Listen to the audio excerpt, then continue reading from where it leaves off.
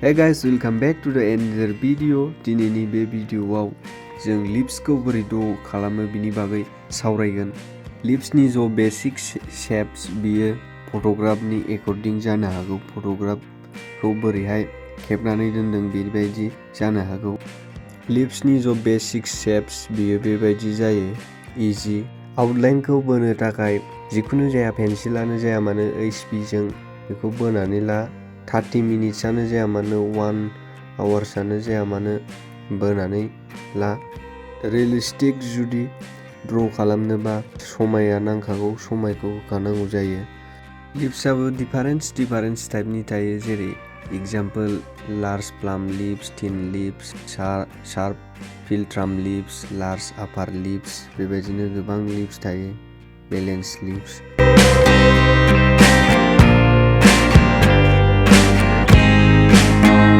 जाया मानो आङो दा बेवहाय आउटलाइन बोनोसै। फार्स्टआव प्लास बायदि बोबाय, जास्ट बेवहाय इउ बायदि, ओमफ्राय बेवहाय एसे देबनाय, बेवहायबो इउ बायदि। बेवहाय आङो सार्कोल बोलायलायनानै दिन्थियासै, जाहाथे इजि जायो बुजिनायावहाय, बारा कमप्लिकेटेड जाया, ओंखायनो आङो सार्कोल बोनानै ड्र खालामासै।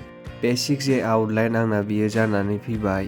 बेखौ आङो शेडिं खालामनो थाखाय HB पेन्सिल इउज खालामग्रोदों। लाइट टु डार्क जोङो बेवहाय शेडिं खालामगोन, आरो शेडिं खालामनायाव बियो एसे कार्भ टाइपनि जायो, ओंखायनो बेखौ कार्भ टाइपैनो शेडिं खालामनांगौ।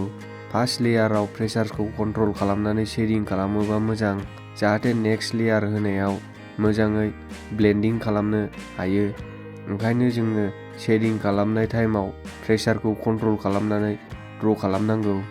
जोङो ड्र खालामनायावहायो लाइट टु डार्क थांगोन।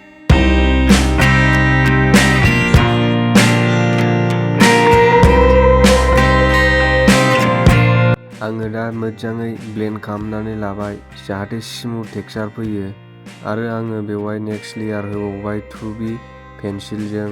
ब्लेन्डिं खालामनायावहायो ब्लेन्डिं स्टाम्पबो जोङो इउज खालामनो हायो। दायो आं बेखौ ब्रासजों बानायगोन। जुदि पेपार स्टाम्प इउज खालामोबा पेपार स्टाम्पआ साफा जानांगौ।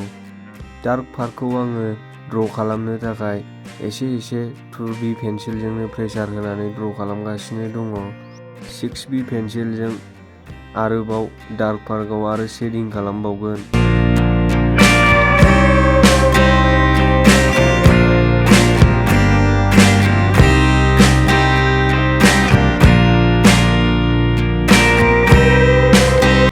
जाहाथे स्मुथ टेक्सचार फैयो बिनि थाखाय आरोबाव आङो मेकआप ब्रास इउज खालामनानै आरोबाव ब्लेन्ड खालामनानै लाबावबाय।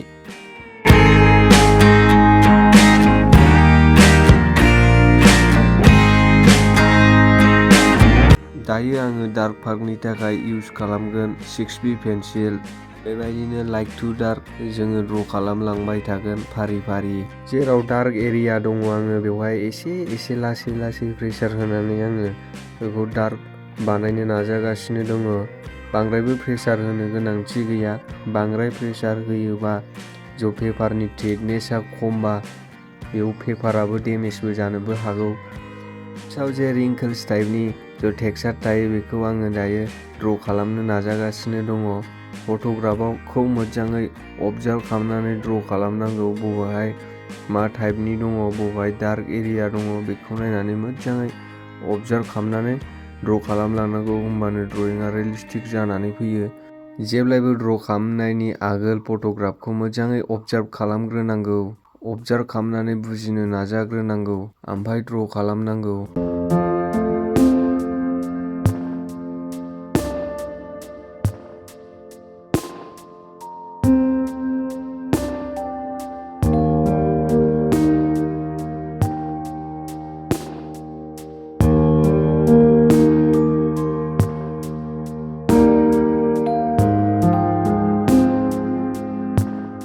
एगेन आङो आरोबाव बेवहाय मेकआप ब्रास इउज खालामनानै आरोबाव ब्लेन्डिं खालामगासिनो दङ, आरो आं दायो बेवहाय आरो लेयारिं होबावगोन गाहायनि लिप्सआव, जाहाथे मोजाङै टेक्सचार फैबावो।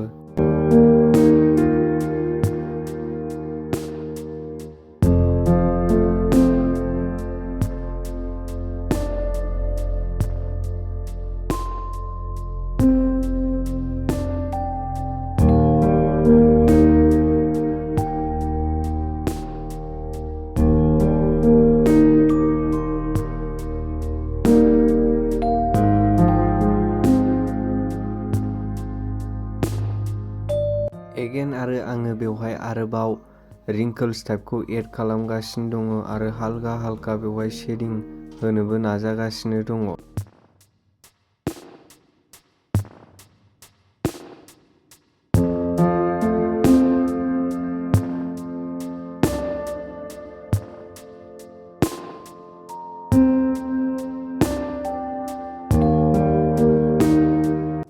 दायो आङो हाइलाइट एरियाखौ हाइलाइट खालामगोन। आं हाइलाइट खालामनो इउज खालामदों बेवहाय अपसारानि इरेजार इउज खालामगासिनो दङ।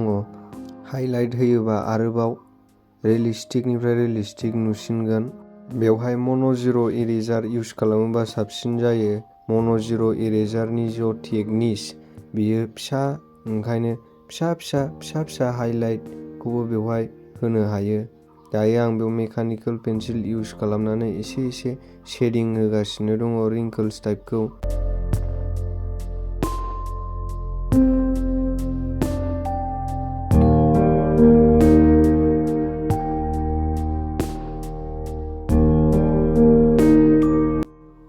बेबायदिनो आङो ह्युमेन बडिनि फिसा पार्टफोरखौ ड्र खालामनानै प्रेक्टिस खालामबाय थायो। नोंथांमोननोबो आं दायो एसे शेयार खालामबाय माबोरै लिप्सखौ ड्र खालामनांगौ। आसा खालामबाय नोंथांमोना एसेबाबो बुजिनो मोनबाय जानांगौ।